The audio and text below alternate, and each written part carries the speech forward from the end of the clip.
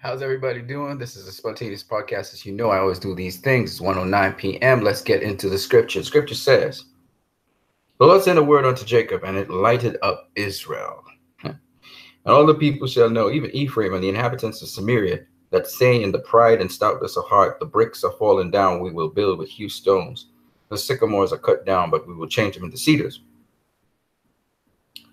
The Lord shall set up the adversaries of Rezin against him, and join his enemies together. The Syrians and the Philistines behind, they shall devour Israel with an open mouth. For all his anger is not turned away, but his hand is stretched out still." See, here, the Lord is basically putting vengeance on Israel for being so proud and pompous and feeling that they are untouchable. All right? That's what that's basically saying. And to us, it's the same thing. You know, we sometimes we think we're the center of the universe. A lot of us, in fact, we think humanity is everything. We think humanity is the hallmark of everything. No, we're just a part of everything. And for those of you who haven't seen my song, which is a preview to the song that's coming up, you can check it out. It's the video before this one, if you guys are interested in that.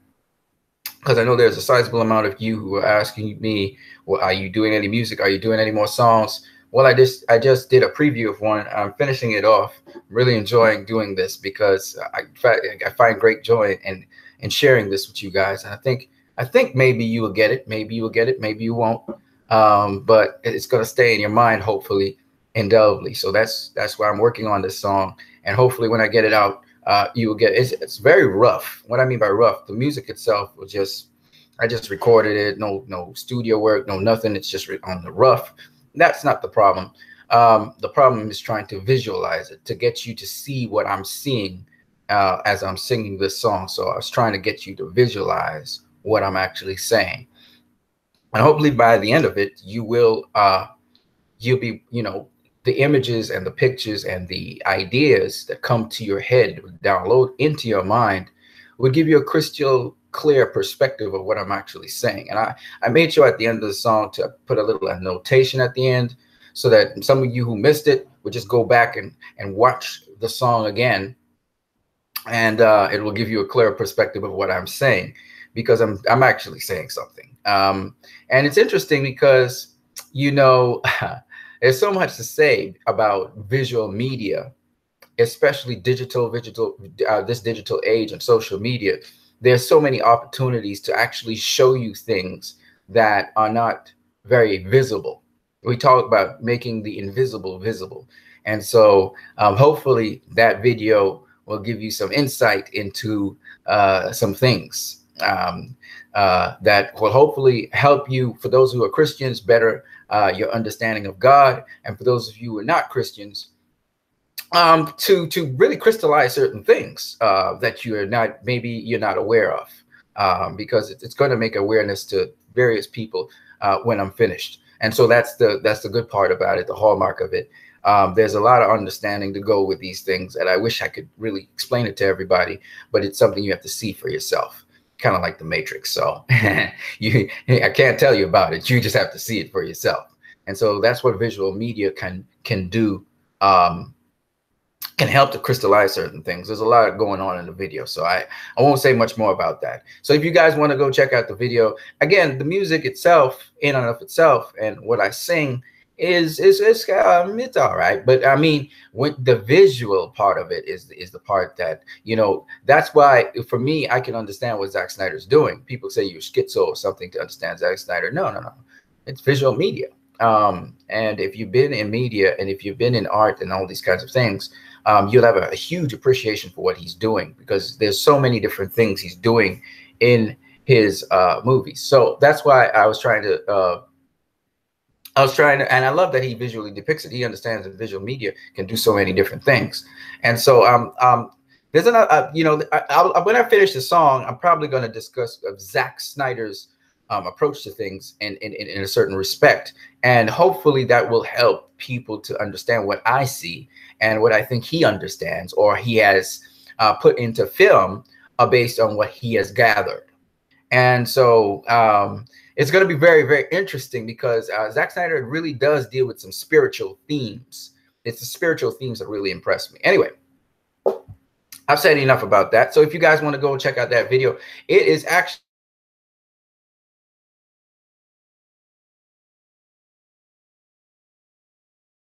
it, and you can go on your way if you want. Make of it what you wish. I think a lot of people are going to look at it on the surface and say, oh yeah, I knew that stuff already.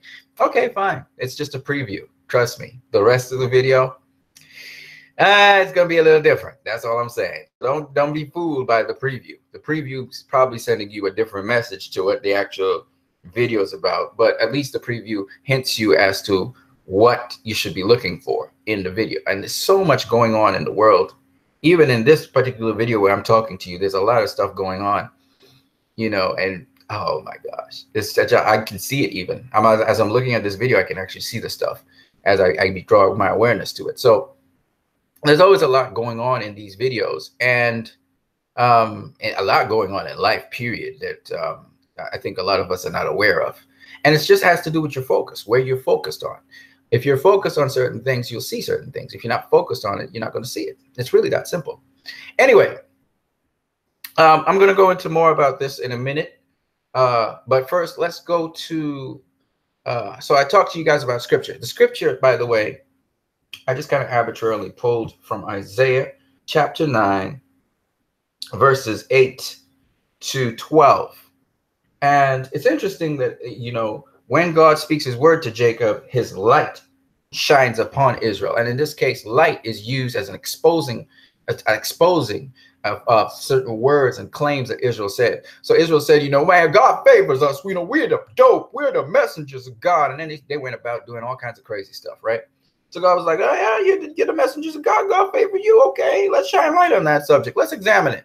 And so he had all the other nations come down and tax Israel's tail, you know what I'm saying?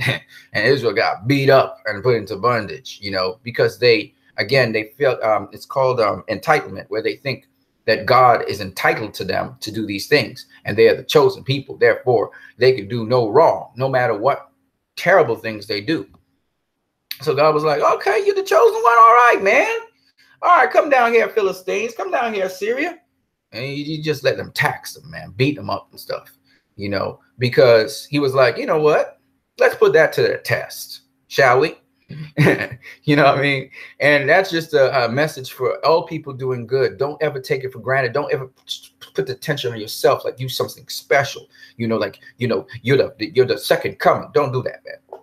Anyways, let's get on to what we really want to deal with here, because I haven't really gotten into it yet. Let me go screen share here for a second. You guys can leave your comments in the chat section. You can leave your comments in the chat section. Yeah. Yeah. Oh, yeah. Yeah. Oh, wow. I didn't want to go here, but I guess I'm going to start off with Nikola Tesla. This was not planned, folks. Nikola Tesla, man. Oh, gosh. You know, people thought he was going off his rocker later on in his life. And it's a long story to that. I'm not going to go into it. What I would suggest to you guys is do a little homework, a little research on Nikola Tesla. Yeah, Nikola Tesla is known for using magnetic coils to kind of generate electricity in the form of voltage and lightning bolts. Okay, Nikola Tesla is mostly known for that, and the Tesla coil, and all of the magnetic coils, and all of the you know, the coils that we use today, you know, in magnets, batteries, whatever. Nikola Tesla. But Nikola Tesla had a whole bunch of other ideology for the rest of his life. And he was actually looking at a whole bunch of things. And just so you guys will understand, you know, man, Nikola Tesla actually believed in God, by the way. And man, for me to go into this and Nikola Tesla, okay. Nikola Tesla was the guy that did, you know, the radio waves, and that's how you got radio and television really came off of Nikola Tesla's ideas. And Nikola Tesla believed that the human being could transmit thought to any part of the world, and the world itself would be the transmitter. So all of the signals would transmit through the earth. And so therefore, what I'm trying to tell you is Nikola Tesla believed in telepathy. Here's another thing. science has not been able to truly prove telepathy yet, but obviously, logically speaking, it has to exist for a number of reasons. One is we have already, and a lot of science has been examining our brain activity and the waves, the electromagnetic waves that are emitted from our brains. Usually they're looking at REM sleep because of the dreams. But also, we are also electromagnetic beings. That is to say, we emit electromagnetic radiation. We pulse electromagnetic radiation out of our bodies. We actually have electromagnetic fields that we interact with other people with. All right. Yeah. I'm not going to say no more about that. I'm just going to leave that as it is. But clearly, telepathy exists. This is not something that is a lie. Nikola Tesla showed that communication between, one seemingly disconnected object and another can happen via radio waves. We all know about the particle wave theory. And so therefore, Nikola Tesla is 100% correct in terms of telepathy. In fact, we do it all the time. We actually receive thoughts from other people. So it's not strange that Nikola Tesla said that just now we would be connected by our thoughts. Now, there's so much more to what I just said about human beings and electromagnetic fields that Zack Snyder picked up on, and also that Zack Snyder was going to portray with the Flash. And of course, he picked up with Superman, who Superman is Kryptonian, so he has stronger electromagnetic fields and so on. But what I will tell you is this. I will tell you this. We are all connected. All things are connected. And really, Einstein's theory of relativity and Newton's theory of forces and their interaction, as well as gravitation, as well as going very scientifically on you guys here. So if you guys are not really sci-fi people, don't worry about it. But also Einstein's theory of energy. All of these theories are actually mathematically can be proven to show us that we are all interconnected. In fact, there was the theory of everything, in which the wave theory, the wave particle theory came to be. But the wave particle theory is incomplete, and that's because of a certain fact that we must look at, and why experimental tests, when put under strict regiment, started to become inconsistent. And so there was a piece of information that was missing. But that's a long story for another day. But just believe me, guys. I know I'm talking about stuff, and some of you guys are like, whoa, I thought this was about the DCU and Zack Snyder and Superman. This is just way too heavy for me. If that's the case, don't worry about it, okay? But at the end of the day, what I can tell you is everything is most definitely connected. The people who are Wiccans, they would know that. The ancient, most of the Eastern philosophy knows this. Christianity believes this, but they don't know exactly how to prove it. I can literally prove it by physical evidence.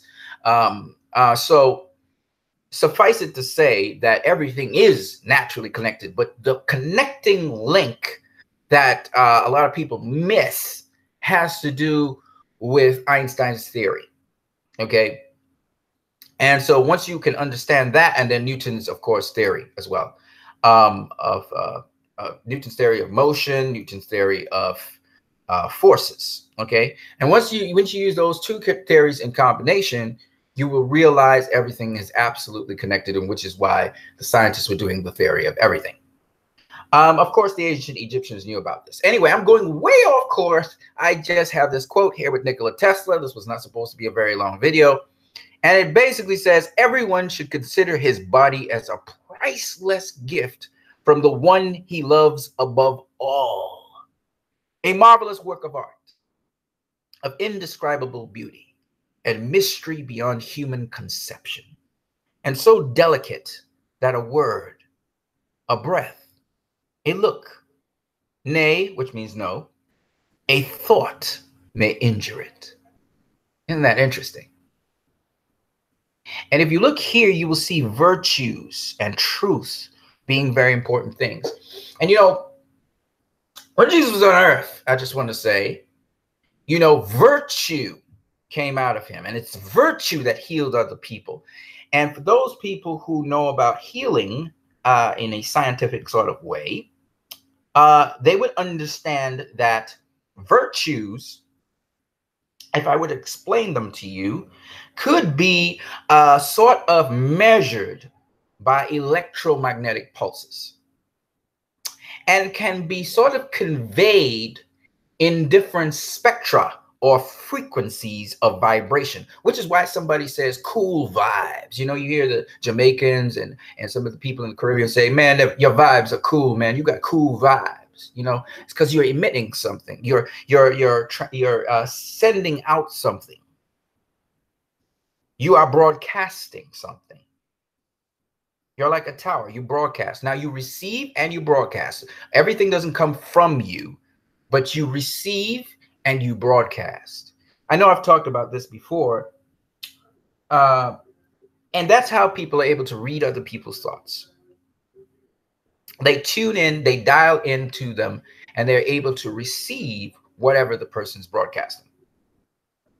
Anyway, I know I've gone way out there into some areas that some people just want to sign off on. It doesn't matter what you sign off on. See, science doesn't know everything, the current scientific world we live in. And it can't prove everything yet because it's not able to do so yet. But I can guarantee you everything I just said there is absolutely true. Okay. All right. So let's move on here. We'll talk about stuff later, and we'll talk about realms some other time and multiverses and stuff. But the DCU actually explores some of these things. And so when you hear about the bioelectric aura of Superman, they're really just basically talking about the electromagnetic field that he emits, a frequency of radiation that he emits from his body. It comes from different centers of your body. Some people feel it's the chakra. Chakras simply are little centers on your spine, what we called your neural pathway that actually emits an electromagnetic field. So they call them chakra, okay? But really and truly, it's just centers which you emit electromagnetic, because a collection that emits electromagnetic pulse. But you emit electromagnetic signals all the time, folks. How do we know this? Think about where you have a piece of clothing, you rub your hand against a piece of clothing, and all of a sudden we call it static, where there is a field that happens between the cloth and your hand. It's called static electricity. You drum up a charge. How is that possible? Only unless there are two different fields, because electrons are moving through these two different fields, that you have this attraction between electrons, which causes them to jump out of one field over to another and create a wider field with interaction. In other words, very simply put, which is why they have magnetic therapy and they have all these things to engage us. We have electromagnetic fields. They're not very, people consider them not very strong fields, but they actually, the field strength can change. It can be altered by thought. All right, I'll go into that in more detail some other time. But the point is, with Superman, since he's a Kryptonian, he comes from Krypton, he has stronger electromagnetic fields, which he can also alter by thought. And that's what helps him to fly, levitate, etc. Now, I want to explain to some people some other things that people are afraid of. Some people do what is called transcendental meditation. And some of these people are able to manipulate the electromagnetic fields that their bodies have, and some of them are able to levitate. Now, a lot of people thought this was demon possession at a certain point in time, but actually, we've learned that you can, again, it's not that it's coming from you, it's you're gathering this energy from around you, and you're translating it into a form where it causes your electromagnetic fields to increase, expand, and that's why you levitate. Now, when I talk about levitation, a lot of people are going to be like, oh my God, that's demon stuff, and blah, blah, blah. Okay, I hear you. But scientifically speaking, it's possible for that to happen, which is why Superman was able to levitate off the ground and fly. That's my whole point. And that what you see in science fiction or sometimes in these stories is actually truths about ourselves, maybe exaggerated truths, but truths about ourselves on the human psyche, etc., and the world around us that so far science hasn't caught up to or people are not aware of. That's my point. Okay? And so Zack Snyder was able to portray that in almost an accurate manner as to how we understand it today. That is my point. And how Superman, because he had no holes barred anymore, was able to fly. So I just wanted to express that to you guys before I go on to something else. Trust me, everything is connected to everything. That's the only way. God is in everything and for everything. But God is not necessarily what I'm going to describe, but it can track, in a way we can track God and be in awe of him through that. But that's a whole other story for another day. If you guys tune into my song that's coming up, it's going to explain more about this. And I hope you pay attention to it, because it'll help you to pay attention to things in the real world and to see the real world with eyes that you probably haven't seen it as before, because it's going to become very interesting, very amusing to you. And not only amusing, but it'll make you understand why the qualities and virtues, the word virtue is so important. Virtue is an interdimensional quality. Virtues are interdimensional. And that's something that I'm speaking to you guys scientifically, but in spiritual language, it affords you the access to the spirit realm. For those of you who are spiritually minded people. But for those people who are not, it means entering different dimensions. Now, we live in a 4-dimensional existence or realm. It is governed by 4 dimensions, basically height, length, width, and then time. It's 4-dimensional. Now, you will hear that women in this world have a 6th sense. We have 5 senses, but they seem to have a 6th sense that transverses the dimensions of time and space. The reason is we've all been given interdimensional qualities. We've been, as they say, fashioned after God, so that actually we have the capacity, and that is why we don't use all our brain cells. We have the capacity to actually explore beyond the 4 dimensions. As Deadpool breaks the 4th wall, we can also break the 4th wall, but we can not only break the 4th wall, we can enter into other walls that bridge these 4 dimensions and actually are shortcuts to different parts of these dimensions. That is to say, we can actually exit space and enter space at another point without actually affecting time. Or we can also enter time and leave time without affecting space. So there's all these crazy things that can happen when you actually get awareness and be able to transfer into other dimensions than our dimension. We call it the spirit realm. And we've seen it actually as Christian people. We've read about it in the Bible, where Jesus has cracked that 4th wall and he would appear in different places on earth. And he actually existed in multi places at the same time. We've seen Jesus disappear and appear. When he was resurrected, he appeared unto his disciples. He just appeared out of nowhere, it seemed. That's because he left the dimension of space, and then he re-entered the dimension of space at a different time. And we have also seen Jesus manipulate time. So when he was translated, and the disciples saw him with Elijah and Moses, he had actually exited the dimensions of space, and he entered into, while being in time still, he left space and he carried the disciples into another dimension so that they could see him for what he was. So I want you guys to kind of understand that everything that I just said, scientifically speaking, whether it has been truly, at least authentically and officially proven, is not the point.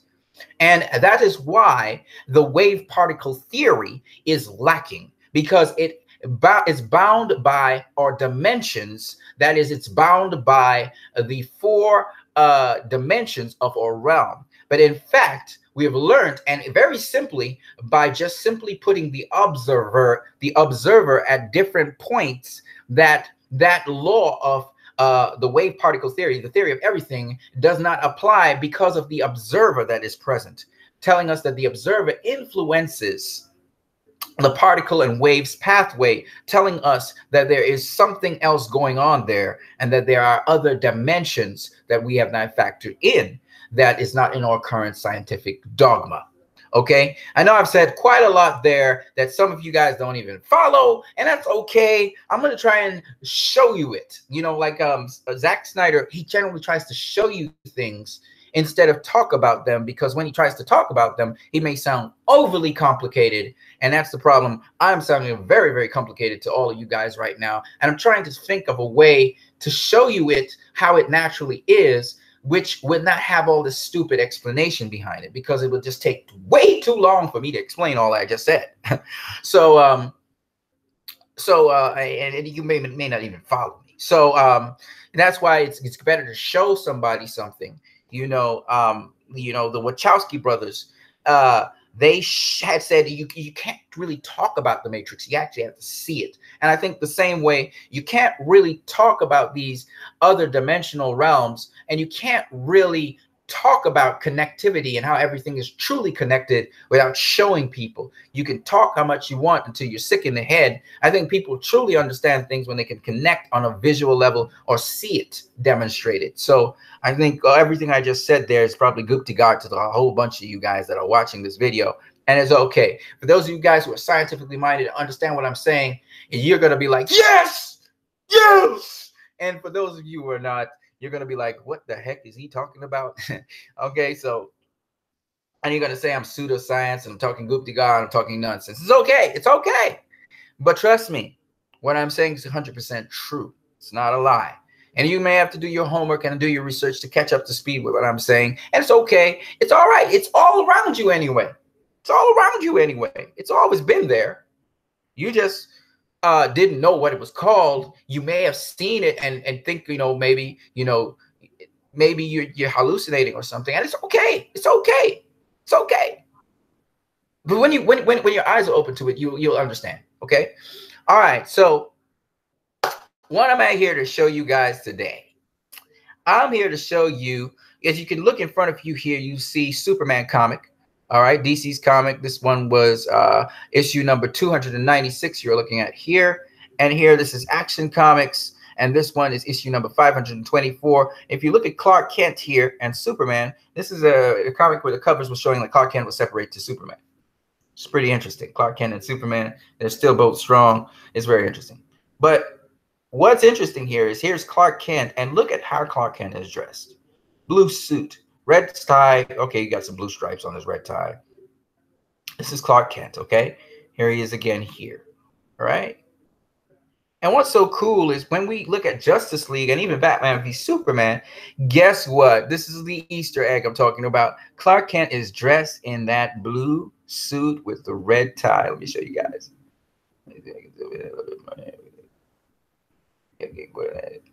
Look at this. Look at this. Look at that. Blue suit and red tie, folks. Clark Kent in his funeral outfit is blue suit and red tie. White shirt. Isn't that cool? Isn't that awesome? Look at it. It's Aquaman burying him here. Look at that. Isn't that fantastic? I thought about it. I was like, wow, look, Clark Kent. Look, Clark Kent. I thought it was so cool. I was geeking out about it. In Action Comics, the very first issue, you can see Clark Kent here in his blue suit and red tie with his glasses and the blue here. Okay. So he had on brown pants, though, in the first issue. But nonetheless, this was Clark Kent. And I thought this was a huge shout out by Zack Snyder. He did so much stuff, man. Huge shout out to Zack Snyder for that scene where Clark is, he's dead and his corpse is in a blue suit and red tie. So to me, that was just priceless. I loved it, So I just wanted to point out that little detail, which some of you guys will be like, yeah. Yeah, it's awesome. I agree. All right. Hold up a second. I got a question for you guys. This came from a group on Facebook, and you guys are watching this picture here. All right. And it says challenge of the day. Who is the most stupid here? Okay. I'm gonna ask you guys that question. Who do you think, in all of these people here, have a good look at the picture.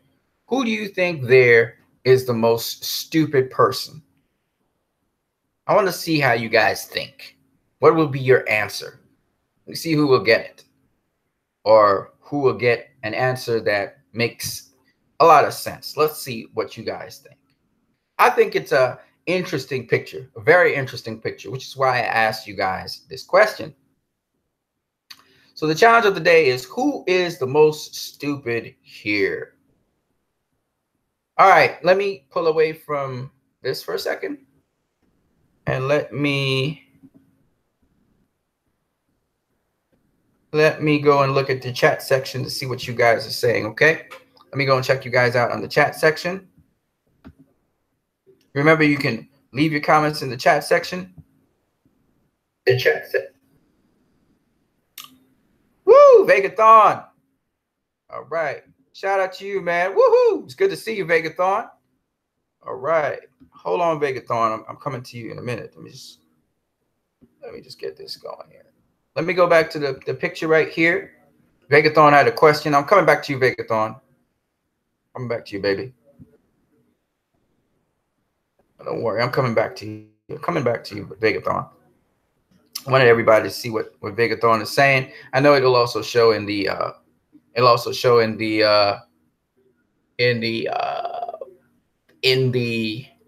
video, but all right. So Vegathon, here's my question to you. Challenge of the day. Who is the most stupid here? Is it 1? Is it 2? They all have saws, okay? Is it 3? Is it 4? Notice 4 here is sawing right here. 3 is sawing right here. 2 is sawing right here. And 1 ain't got no saw. All right? Who's the most stupid of them all? Think about it now.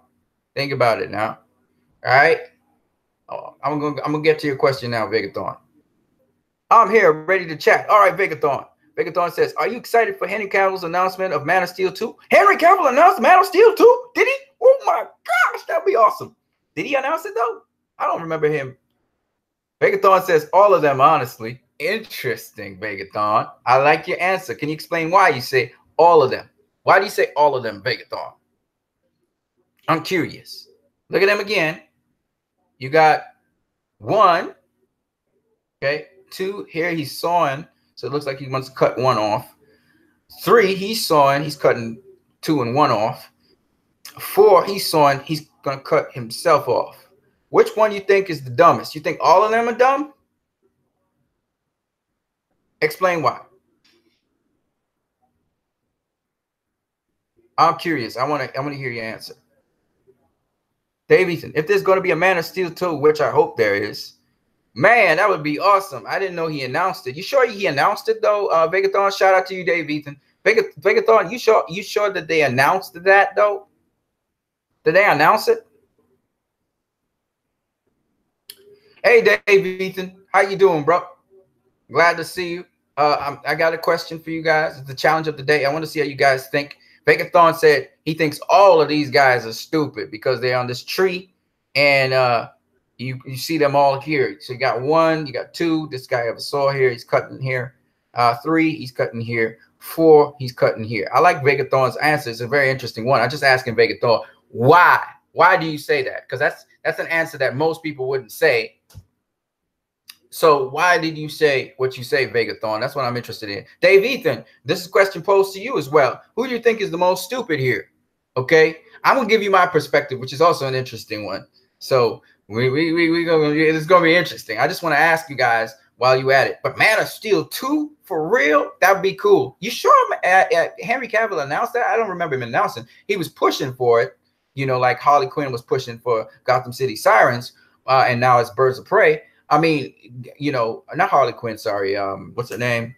You know what I'm talking about. And I know that Henry Cavill was pushing for Man of Steel 2. People would love to see Man of Steel 2 for a number of reasons. I mean, the first thing is, how does Clark assimilate back into society, seeing that he was dead? How are they going to deal with that? I mean, there's many questions. And then we could have, you know, many characters. We could have, you know, the sleuths of them. We have Metallo, Brainiac. I mean, you name it. The villains could be really awesome. And then the story itself should be interesting as well. So, I mean, just Man of Steel 2 would be awesome. Of course, I personally not really so hot up on a Man of Steel 2. I'm hot up on a Cyborg movie, but I know it's going to be a hell of a thing to really create a Cyborg movie because of so many different reasons. Cyborg is such a complicated character, but that's the character I really want to see on the big screen because I'm a huge Cyborg fan and for many, many reasons. But anyway, let me see what you guys are saying in the chat section. All right. Dave Ethan says, I say 1, 2, and 4. You say the dumbest people are 1, 2, and 4. Yeah, I'm digging that. I'm digging that. I'm digging that. 1, 2, and 4 though. Why? 1, 2, and 4. Okay. You say 1, 2, and 4. Okay. I think I get where you're coming from. I get where you're coming from. All right. What I want to say though, Dave, could you just explain why 1, 2, and 4? Vega Thorn, please just follow up on this one. Tell me why you say all of them. So just give me your reasons. I just want to hear your reasons because I like to hear where different people are coming from, their perspective on things. So if you could just hit me with that while we talk more about the DCEU. Bear in mind what I said about a whole bunch of stuff just before this video went on. I know some of you guys was listening. Some of you guys picked up some of what I was saying. Some of you guys were like, yeah, blah, blah, whatever, dude. You know, and it's okay. But perception. I want to show you guys something because it's where you're focusing on things. Where you're focusing on things and what you're thinking about. So I want to hear where you guys come from. Now I'm going to give you my perspective when you guys are done. So just let me know. Let me know what your reasonings are for this one. It's the challenge of the day. Who's the most stupid here? I'm going to say what I think in the end. And it's going to be interesting. Trust me. You guys have some interesting answers, but I got to admit, you guys have some interesting answers. I'm not saying any of your answers are wrong at all. I'm just saying, first of all, I would like to know where you're coming from. So give me your reasons for why you said 1, 2, and 4, Dave Ethan. And Vega Thorn, could you give me your reasons for why you say all of them? All right. And by the way, Dave Ethan and Vega Thorn, I'm inviting you guys to check out my song that's coming out. If you guys have anything else you want me to promote, fine. Check out my song that's coming out. The preview for it is in the video before this one. Check it out. You know, it's not no big, you know, I'm not a great singer or anything. So don't worry about it being a great singing or anything, but just check it out because the song, when it comes out, I want you guys to check it out and see what I'm saying. Of course, I just told you guys a bit of the substance in the song without telling you too much about it. So I hope you guys go and check it out. It would mean nothing to me if you do. That's kind of counterintuitive because it doesn't really matter if you check it out or not. But I'm just inviting you anyway because I would like you to check it out because I shared something. Because I shared something, so I'm just sharing stuff. I guess that's what I'm saying. In the long scheme of things, it doesn't really matter. Okay, if you guys don't want to check it out, it doesn't matter to me. It's really not. It's not that big a deal. Yet it is in a sort of way because it can help you to see the world. But then probably in this big scheme of things, you're going to see it anyway. So, you know, I know this sounds hilarious, and you can laugh if you want because it's not that important. You know. It's one of those weird things where you learn in life that so many things are not that important as you think they are, but you would love people to see it anyway. You know, I remember Jim Carrey talking about that this life, there's so much that's just not relevant to this life. Jim Carrey's like, dudes, you don't realize that stuff's not important. And the more important things in life, it's really so weird to say this, but of course your actions do speak about them. But the really important things in life are the things that a lot of people miss, like they don't see them at all. Like even this discussion we are having, and even the stuff about the DCU, in the big scheme of things, it's not really that relevant. Trust me, it's not. It really isn't. But we entertain it, you know. For hopefully to get to much more relevant things. A lot of people, that it's really just a space and time occupier where they can focus their attention on. But in the large scheme of things, the relevancy of this is zero. There are much more important and relevant things to talk about, which is interesting. But it can be a segue to those things. So that's why we use them, you know. All right, let's see what you guys have to say in the chat section. Wow, you guys said tons. I didn't even know that. Vegathon says he's going to announce it at Comic-Con. Really? You sure about that, Vegathon? That would be cool. Christopher McQuarrie is rumored to direct. Woohoo! Woohoo! I hope so. I hope so. Hey, don't spoil it for me. I want to hear. I'll go to Comic-Con and see what really actually comes out of everything. Vegathorn says, if they're all going to ultimately, if they're all going to ultimately fall out of that tree, then they all seem stupid. All right, Vegathorn. All right. We'll examine what you said. Vegathorn says, let me ask, what are your thoughts on Wonder Woman 1984? Sure, man. I'm willing to indulge you on that. So Wonder Woman 1984, you know, we've been having some discussions on Twitter. I don't know if you are on Twitter, Vegathorn, but if you're on Twitter, man, hit me up. I'm AEPGM 42. Okay. AEPGM 42. I just typed, oh shoot. Sorry about that. Hold on. I'm AEPGM 42. That's it right there. So you can hit me up on Twitter. But we have been talking extensively about that. The connectivity to the DCEU. Is Wonder Woman 1984 going to break continuity? Is it just rebooting? These are very good questions. So my answer to your question, Vegathorn, is a very simple one. I think that Patty Jenkins, you know, who has been sort of asking Zack Snyder for assistance at certain points in Wonder Woman, and he's kind of, I think, the executive producer or something about like that. I think that basically she's going to keep continuity. What I've seen so far actually keeps continuity, in my opinion.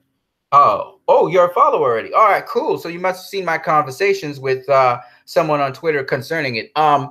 Quite frankly, I don't know. I have to see the movie first to be able to make a judge of it. At first, I was a little bit nervous about it, just breaking continuity and what is Patty doing and why is she bringing back Steve Trevor. And, you know, I don't know what's going on because Steve Trevor's still young and everything. Everything seems counterintuitive. But I think that's a tension grabber to make you want to see the movie. Some people are going to be discouraged by it and like, why the hell is Steve Trevor back and blah, blah, blah, blah, blah.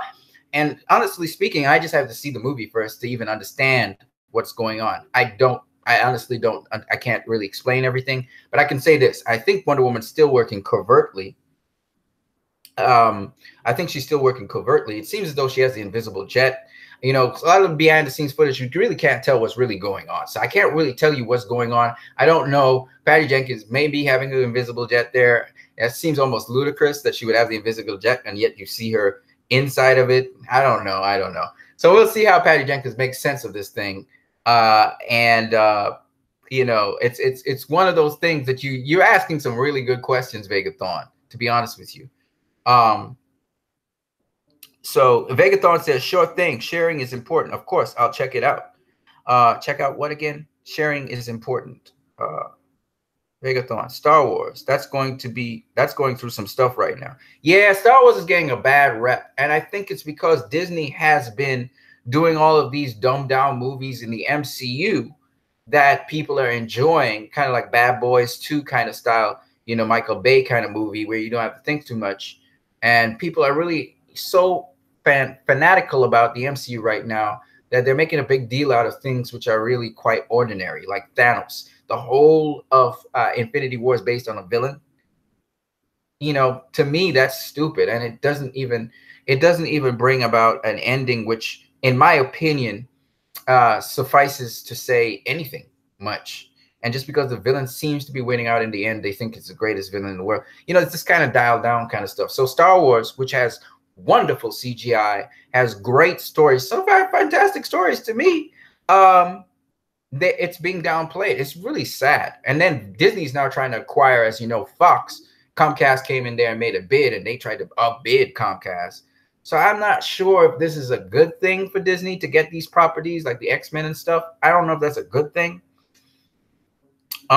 So, you know, and Fantastic Four, maybe they do something better with Fantastic Four, but X-Men, I don't think so.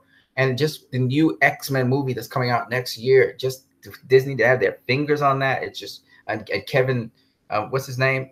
Whatever the guy's name is, who's the head of the MCU, that would be horrible. And so I'm just hoping that, you know, Disney monopolized the animation market so that even now animation films have a lot of jokes in them in the movies and stuff. You don't get serious animation anymore, dealing with serious topics, unless you look at anime, Japanese anime.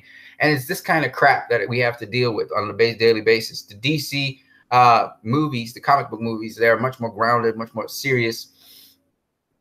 But you just don't get that with Disney. And so it would be a travesty that Disney owns that. And on top of that, like I was saying before, because I think I went a little bit off, Star Wars franchise, under Disney, they're trying to get now the realism in their stuff, but because Disney's name is associated with Star Wars, people feel it needs to be diluted down and dialed down. Even though Star Wars Rebels on the TV series is just dope as hell, and that's what's going on, you know, and it's sad in my opinion. So anyway, that's my two views on that. Dave Eaton says 1 is sitting on the far tip of the left branch of the tree. 2 is sitting where 3 is sawing the section of the left branch where 2 is sitting, while he's sawing section 1 where 1 is sitting. Right. So 3 is basically cutting off 2 and 1, and so they both will fall. And I guess you're saying number 4, he's going to saw off himself. So you think all of those guys are stupid for just allowing themselves to get sawed off. Okay. Cool. All right. So before I go on, Vegathorn says, of course, but love the setting. 80s in DC is awesome. Yeah, I agree with you, Vegathorn. David says 4 is going to fall as well as 3 is safe. Okay, I'm glad you guys said that. So you explained. Oh, you're going to check out the song. All right, thanks, Vegathorn. That would be really awesome. When I said sharing, I will check that out. Horrible Thing, What is Happening with Solo? Great friend. Great film, my friend. Kevin Feige is the head of Marvel. Yeah. Kevin Feige. I want Kevin Feige to get his hands on the X-Men franchise, honestly. Vegathorn says, loves Rebels. Bring back Thrawn. Yes. I agree with you, bro. I agree with you. See, that's the thing. I love Star Wars Rebels. I love the Clone Wars. And to me, the Clone Wars and Star Wars Rebels gave us the foresight for Star Wars Episode 8 and Star Wars Episode 7. And now we had the Solo movie, which kind of explains some of the stuff that we saw before the Clone Wars happened, before Star Wars Rebels happened, before, you know, A New Hope happened, and so on, you know. So to me, Solo is in the time of the beginning of the rebellion, which would be after Revenge of the Sith, I think it is. So after Revenge of the Sith, we got Solo, and I mean that's really cool, man. I mean, I don't know how people think about this stuff, but I just really enjoy these Star Wars movies, and I'm again becoming more and more of a Star Wars fan as they actually tell different stories and explain the Force in different ways and stuff like that. All right, going back to you guys, your answers. I just wanted to show you guys what my answer was for the challenge of the day. So for Vegathorn said all of them are stupid because all of them eventually are going to fall. All right, and it's pretty funny. And then Dave Ethan, he was saying basically, Dave, if I'm getting you right, tell me if this is the truth. Number 3 saws off this branch, so therefore 1 and 2 will fall. And number 4, he saws off his own self. And because they're falling from the tree, they're stupid, right? They should do something to stay on the tree. And number 3 seems to be the smart one because he's staying on the tree because he's the one that made sure and eliminated these guys from staying on the tree, and he remains on the tree. So that was your argument, right, Dave Ethan? Am I correct? And with Vegathorn, saying they'll all fall off. Well, actually, I don't think 3 would fall off, Vegathorn. He would stay on the tree. So let me just get some clarity here, Vegathorn. Are you saying once whoever stays on the tree is smarter than all the others that fall off the tree? Is that your argument? Let me see what you guys are going to say about that, Vegathorn. All right, so if you could just answer that, Vegathorn, that would be cool. Dave Ethan says yes. Okay, so I got you right, Dave Ethan. How about you, Vegathorn? Am I correct about that? Just checking to see if I'm correct about that there, Vegathorn.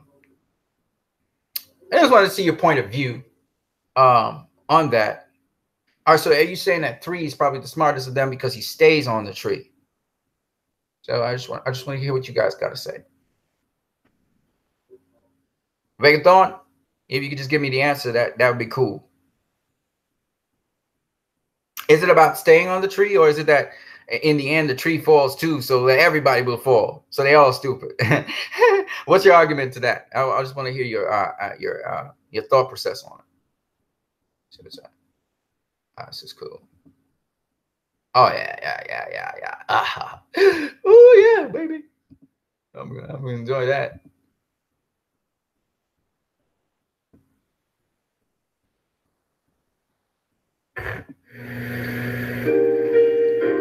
just a by the way, but remember this, guys?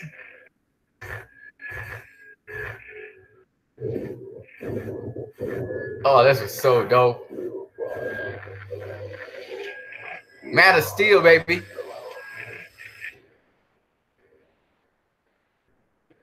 Oh man, you remember that?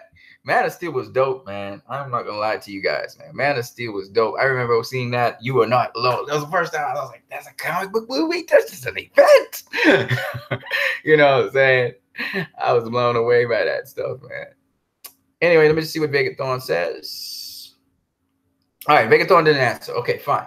All right, so basically, I'm not too sure where Vegathorn comes from. I was just trying to get some clarity, Vegathorn, on what you were saying about who's the most stupid. You say they all fall. I just wanted to know how they all fall, because number 3 doesn't fall currently when he saws off everybody. Everybody else saws off themselves or get sawed off. But what are you really saying? How do you know they all fall off? I mean, what's your grounds for that? Is it the tree will fall itself, or what's your point?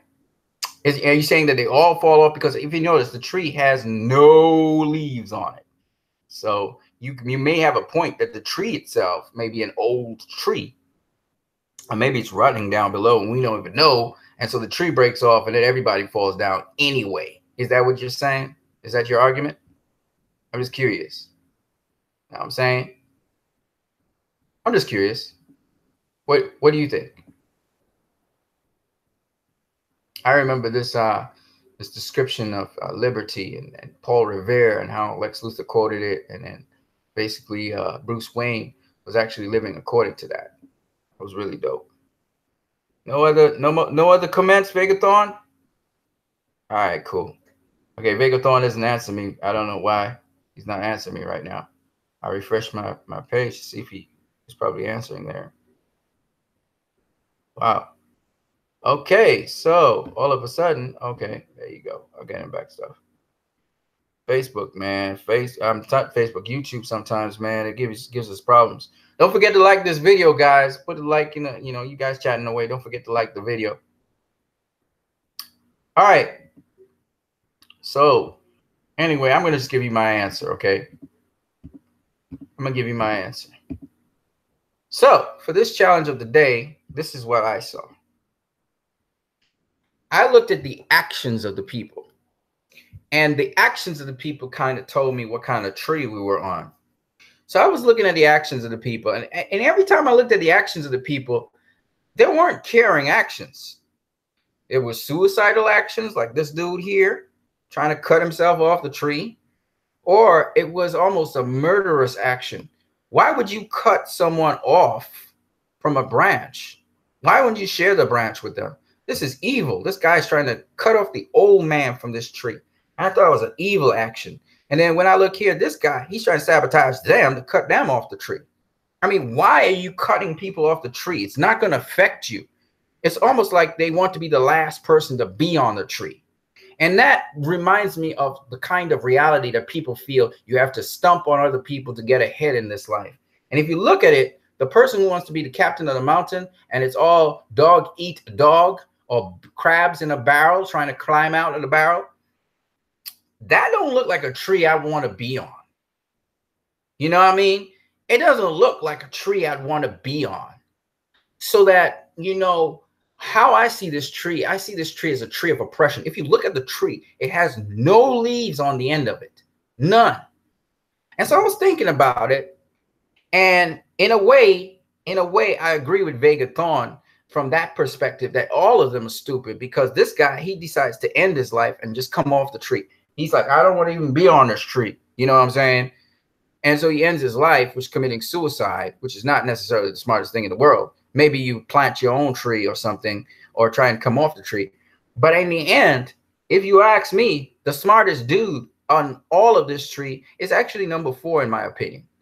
Number 4 is saying, I don't want no part of this tree. I'm cutting myself off. And it reminds me of a scripture that says, whatsoever thing offends you, cut it off. And so dude cuts off the tree. He stays on the branch, but he cuts off the tree. He doesn't want to be a part of that. because this tree seems to be evil. It's almost a tree of knowledge of good and evil, I think of it as.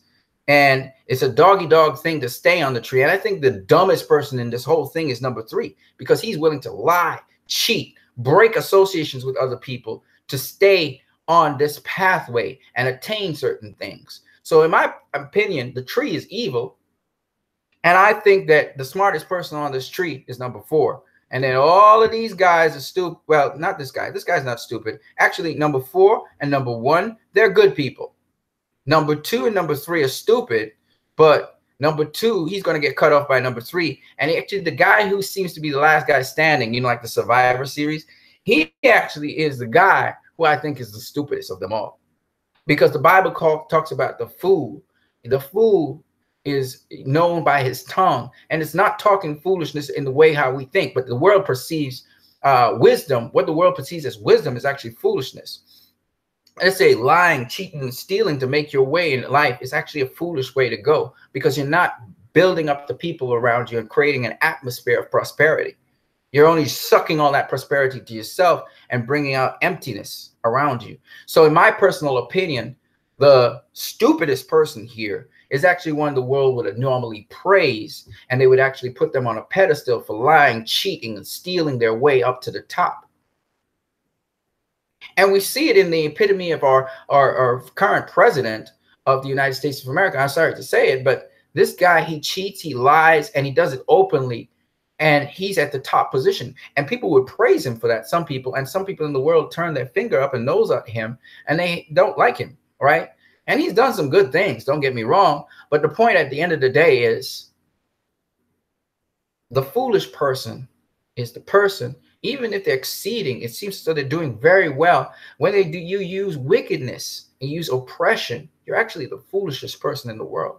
What you need to do is encouragement and inspiration to lift other people with you. And so honestly, I think the most stupid person here is counterintuitive to what everybody would say. Most people would say, like my boy Dave Ethan, that number 3 is actually the smartest person on the tree. And I go in the opposite direction, and I say he is actually the stupidest person on the tree. Because while he seems to be surviving, he has to use maniacal ways to survive, which means I don't want to be on a tree with that guy. I don't want to be on that tree. That tree isn't worth it. And so I probably stay with number 4. I'll try to get off that tree. And who knows, in the bigger scheme of things, maybe there's something prepared for the guy in number 4 below him to buffer his fall. I'm just saying. I hope you guys enjoyed that. Right. So Dave Ethan says, wow, that's deep. Even I didn't see that coming. I know. And that's just my perspective on the equation. It's my thoughts on the situation, you know. So I don't know, but I was just thinking of it. You know, you look at some things from the surface. I saw this on Facebook, and I was like, yeah, you know, this is kind of cool. I like to talk about this. So I decided to talk about it in this present video for you guys. I hope you guys enjoyed that, though. Yeah, Vega Thorn and Dave Ethan. So yeah, the DCU is really awesome. There's so many things I would like to tell you guys about. Maybe I'll just start to give you guys a little view into Zack Snyder, you know, some of the things I picked up with Zack Snyder, and make you want to go watch the DCU films all over again just because of that.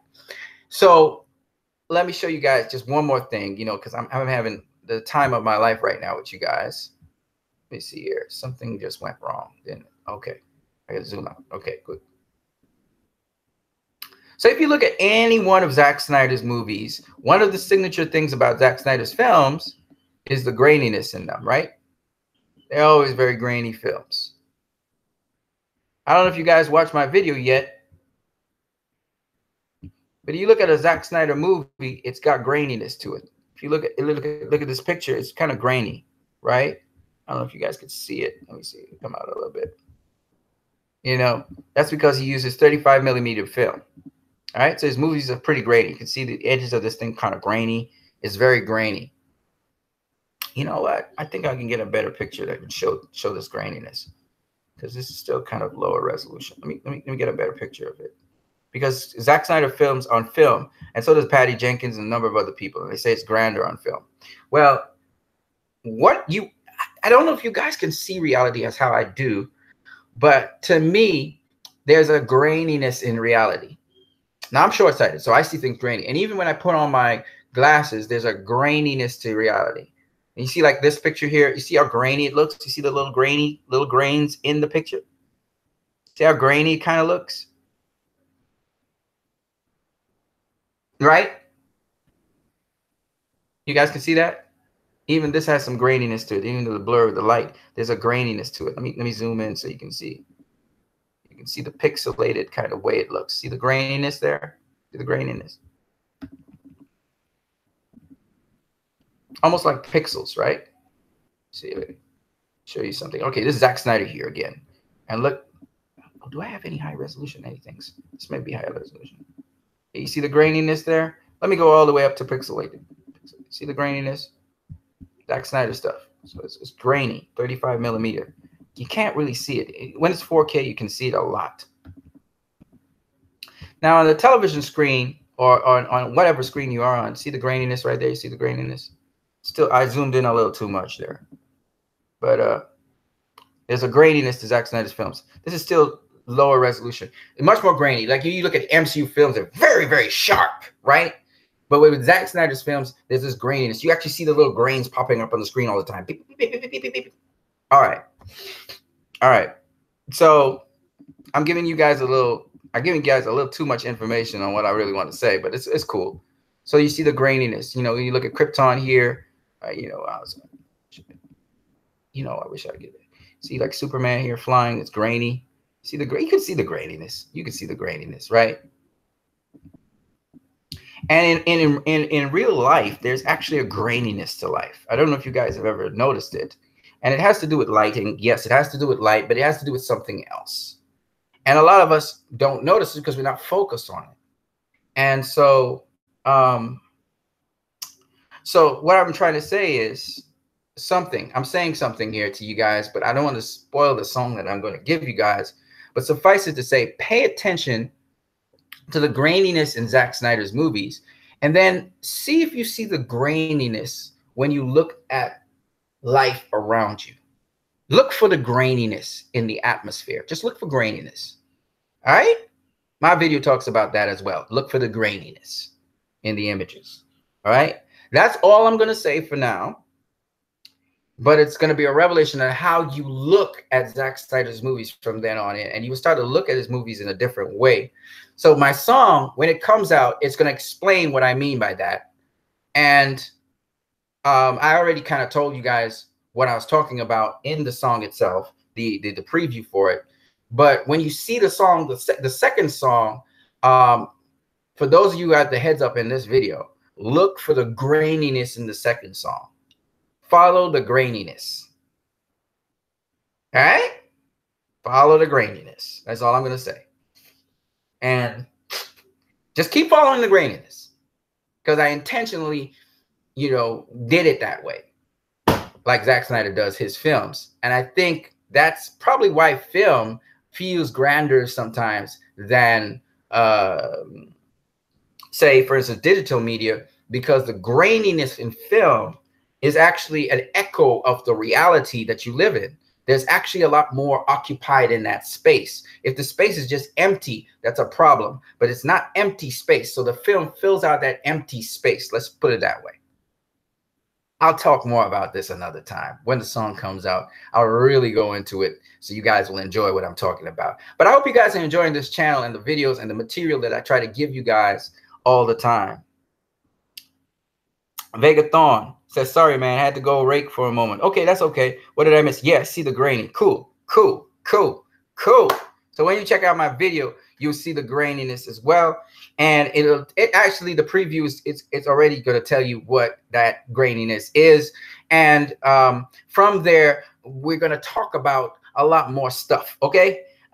So I hope you guys enjoyed this video. If you guys got any more questions for me, please feel free to ask me right now. And then I'm out of here. It's 2:13 p.m. I got to go. Oh, there's another thing I was learning, that people have actually an internet addiction. That a lot of us actually spend a lot of time on our computers. I'm glad to see that Vega Thorn, for instance, you tend to, you guys live your daily lives as well as, incorporate sometimes internet stuff that are worth the while to you into this stuff. right now, because I'm in screen share, you will be seeing on this side right here, you'll be seeing things going into a deep window as if they're going to an everlasting window, and they're going in. And I did that deliberately to create that effect. It's an effect I'm creating, which shows that, again, dimensionally, there's an eternity that goes beyond the dimension of space and time. And so this is one way to see that there's like what we call an interdimensional wormhole. This is like an interdimensional wormhole in a way, because you're actually seeing, you're stretching time and space, going back until it becomes a dot. All right. So that's why I'm actually doing this effect right here. It's to get you guys to understand there's a limit to our dimensions. There's a limit to our dimensions, and there's a dimension outside of that dimension we can't see. What happens when it becomes infinitely small? All right, like a dot, we cannot perceive beyond that, but there is something beyond that. That's just a way of explaining that there are more dimensions than you think. And human beings have more dimensions. They have the capacity and potential for more dimensions than you perceive. Anyway, guys, I hope you guys enjoyed this video. And you can leave your comments in the comment section below if you haven't been a part of this chat. Shout out to Vega Thorn. Shout out to Dave Ethan. I hope you guys have a great day. God bless you all. I'm out of here.